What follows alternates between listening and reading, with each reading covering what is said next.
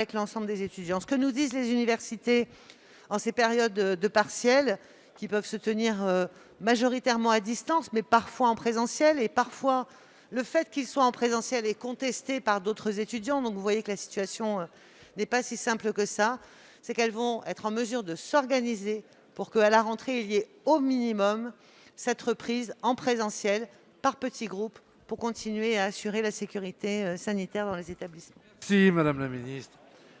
La parole est à Monsieur Jean-Pierre Pont. Merci Monsieur le Président. Ma question s'adresse à Madame la Ministre de la Mer. J'y associe mes collègues Bertrand Bouix et Hervé Pellois. Madame la Ministre, l'accord conclu in extremis avant Noël entre l'Union européenne et le Premier ministre britannique Boris Johnson, après plus de 4 ans de tergiversation, est plutôt satisfaisant pour la pêche française et boulonnaise. Certes, la baisse du tonnage des prises dans les eaux britanniques imposée à la pêche française est, si l'on peut dire, seulement de 25%. La colère des pêcheurs anglais contre Boris Johnson, accusé de trahison, confirme bien le signe d'un accord plutôt favorable à nos pêcheurs. Mais attention, ne nous réjouissons pas trop vite.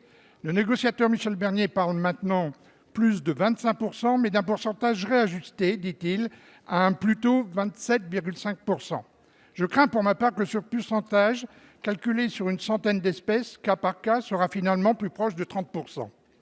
En outre, cet accord avec les Britanniques n'est valable que jusqu'en 2026.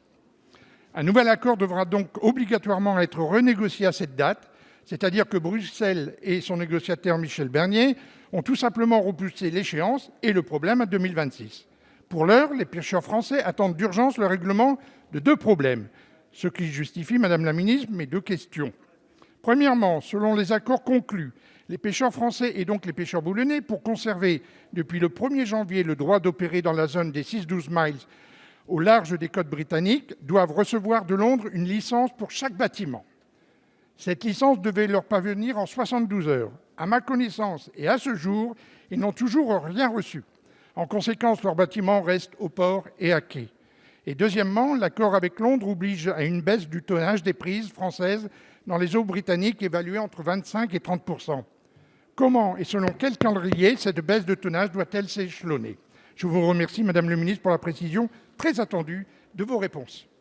Merci, chers collègues. La parole est à Madame Annick Girardin, ministre de la Mer. Monsieur le Président, Mesdames et Messieurs les députés, Monsieur le député Pont, vous avez raison. L'accord de pêche répond aux exigences que nous avions posées sur les accès, sur les quotas, sur la gouvernance. Le Président de la République s'est mobilisé et le gouvernement également. Ce sont les sujets de préoccupation que vous avez eus et avec Clément Beaune, nous avons toujours veillé à ce que nos intérêts soient défendus. Les pêcheurs eux-mêmes, ou l'ensemble de la filière d'ailleurs, ont pu nous exprimer à chaque fois que nous sommes allés sur le terrain de leur satisfaction. Et oui, vous avez raison, sans accord, cela aurait été une catastrophe pour la pêche de la Manche en France. Alors sur les accès, les Britanniques voulaient, il faut qu'on s'en rappelle, nous exclure complètement de leurs ZEE, de leur mer territoriale. Eh bien, nous avons obtenu de maintenir la totale accès aux eaux britanniques. Pour les ZEE, vous avez raison, des autorisations sont nécessaires, délivrance de licences, elles ont été données. Les Français peuvent aller pêcher dans les eaux britanniques, des délivrances ont été faites. Pour Jersey et Guernesey, les solutions ont été trouvées cette fin de semaine. Je me suis rendue en Normandie et en Bretagne avec Clément Beaune et nous avons effectivement fait en sorte, grâce au bon voisinage que nous avons avec les îles anglo-normandes, régler cette difficulté. Pour la dernière question qui concerne les 6-12 000, les dossiers ont tous été transmis. Je pense que d'ici quelques jours, la solution sera apportée et les délivrances seront données. Bien entendu, il s'agit d'accompagner l'ensemble de la filière parce que oui, il y a 25% de réduction des quotas en valeur et le Premier ministre a souhaité qu'avant le 24 décembre, le plan en totalité soit validé, y compris d'ailleurs en cas de non-accord. Nous étions donc prêts à répondre aux pêcheurs